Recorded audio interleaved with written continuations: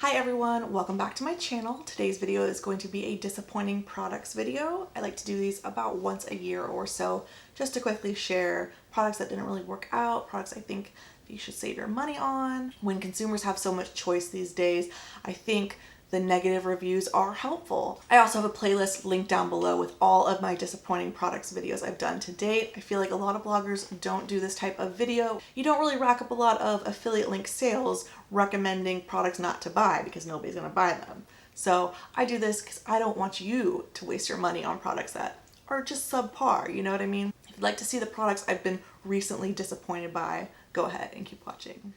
First up, we're going to start with a bang. This is a high-end lip gloss from the brand St. Jane. This is a CBD-based beauty brand out of, I think, Mill Valley or Ross, California. They are Bay Area based, and they sell their products at both Credo and Sephora. The brand sent me this, but I knew I didn't like it when I saw the tester in store. And I'm just going to open this for you, and you can probably use your imagination of, why you think I don't like this product. I think you can just tell by the sound alone that this is like the stickiest lip gloss ever. And something about the stopper packaging, it removes so much product from the wand that you would have to dip like 10 times to get the amount of lip gloss to actually coat your lips. And it's such a shame because the color is beautiful. This product is called their Microdose Lip Gloss, and the color is Bliss. It is a muted pinky nude with a super fine gold shimmer in it. And it's just a shame because if it wasn't so sticky and the packaging was better, I would reach for it more. I've only actually put this on my lips a few times, and it's already enough to know that I don't really like this product, nor would I recommend it. I am particularly picky with lip glosses in general. I only recommend a lip gloss if it's comfortable to wear and not sticky. So unfortunately, love the brand, love their body serum, love their face oil, but the lip gloss, I think it needs a little work. It's just a little too sticky for me. And it's a shame because it's gorgeous. So especially because this is a higher end brand, it's a little more pricey. Go ahead and save your money on this. I feel like you can get much better lip glosses that are just more comfortable to wear as well. Next up is a product I believe I got in a Birchbox. This is the Eyeko Brow Liner Medium Shape and Define Pen. It is water resistant liquid brow color. It kind of looks like a felt tip eyeliner pen. So it is a really neutral medium brown taupe color.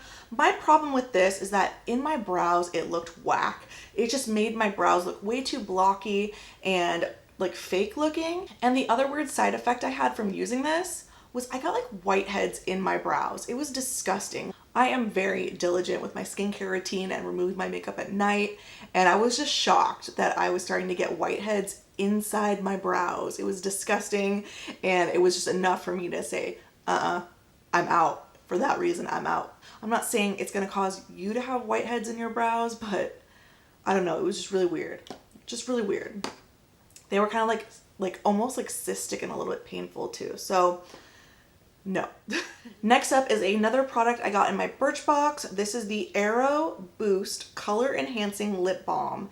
Now, Aero, I believe, is like the Birchbox own brand, so you can only get their products exclusively through them. I was actually pretty excited to get this in my Birchbox because I love kind of color enhancing lip balms so much as a product category on their own. Lip balms that kind of go on clear and they kind of develop into a warmer pink. This one I just knew out of the tube it was rancid. Like, it kind of has that like Play-Doh scent to it, and like not in a good way. Like Play-Doh that's like been on the shelf for like 5-10 years. I'm not sure if all of them smell rancid or maybe I just got a bad one. I can't imagine I'd get like one that's actually expired. It just smells expired like straight out of the tube. So no. I have 1,000,001 other lip products I can reach for, but I have no patience to try and make it work when it smells that bad, so just on to the next one for me. And it's interesting because like when it comes to skincare, I can get past a, unpleasant scent, but when it comes to makeup, if there's an unpleasant scent, like no, we're not doing it, especially something like lip balm where you're reapplying it throughout the day. That leads me into my next product, which is another lip product. This one's from Pixi. This is their Chloe Morello gloss in the shade Bonbon. And it's really interesting because I love the lip icing. I've gone through a full tube of a different shade of the lip icing in the past. I've actually almost cleared through another one. This is Parfait. It's kind of like a holographic pinky purple. I've used the one in Cake, which is like more of a golden nude. This one in Bonbon, again, just smelled rancid. It's like it's supposed to smell sweet, but it smells off. And it's a shame because it's a beautiful, fun, shimmery fuchsia. Great for summer, you know, by the pool, a bright lip. All of them smell like a lemon kind of frosting scent to me, but this one smelled off. This was sent to me as a set, so I got these at the same time, both as part of the Chloe Morello limited edition collection, but this one, it smells like rubber factory, maybe like a fresh pair of rubber flip-flops, tires. But it's so sad because I love this one and it smells perfect. Clearly, like, it's literally down to there. So clearly I love this lip gloss formula. It's a very plush, oily style lip gloss. It is very smooth. It is like polar opposites to this. It just smells like a tire factory and I literally can't. Okay, we're gonna round this off with two beauty tools. They are both sponges, and I feel like sponges, you know, if you're manufacturing a sponge, if you're a beauty brand, it's actually really hard to nail down the right size, the right shape, and the right texture. So let's talk about this one first. I've used it a lot. This one is from Derma E.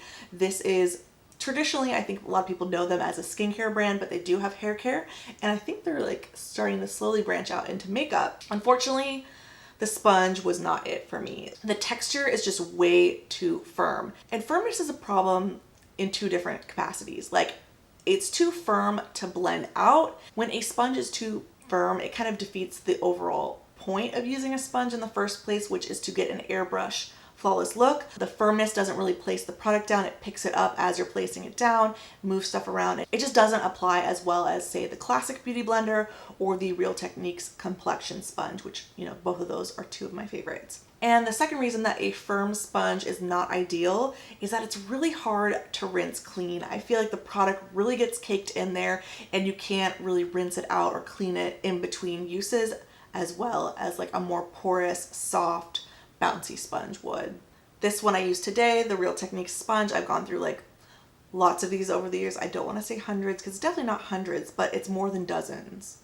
So I've used a lot of these throughout the years, and this one is wet. I do wet this every time, but still, it still remains quite firm. It's definitely usable for a short period of time, but then I would just like run out and repurchase this. I feel like my makeup looks better when I use a softer, more squishy, more porous sponge. For that reason, this sponge by Derma E was just a little bit disappointing. And then last up is the Beautyblender like micro. I don't know if they call this micro, they call this mini. It's basically the small beauty blender.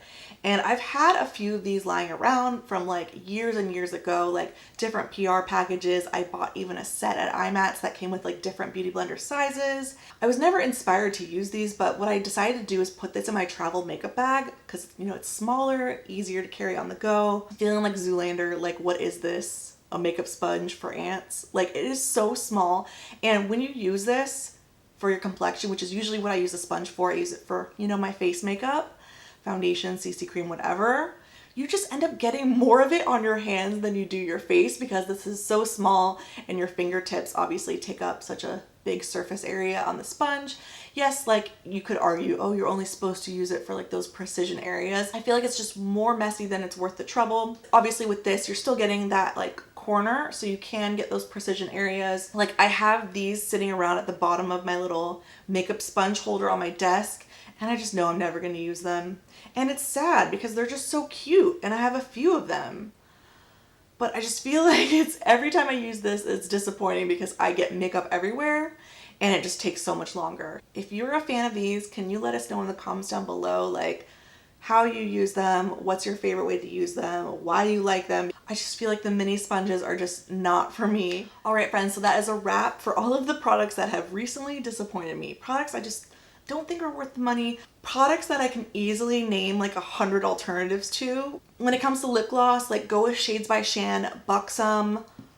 When it comes to brow products, Winky Lux, CoverGirl, It Cosmetics, Anastasia. When it comes to color enhancing lip balms, go with Dior, Winky Lux, Givenchy. And when it comes to sponges, go with a large standard size sponge and go with just the OG, either Beauty Blender or Real Techniques. Also, if you have something you've been recently disappointed by, let us know in the comments down below. So you can catch up on more of these videos. I will have my disappointing products playlist linked down below. Be sure to leave a thumbs up if you liked the video, subscribe down below, and I'll see you very soon in the next one.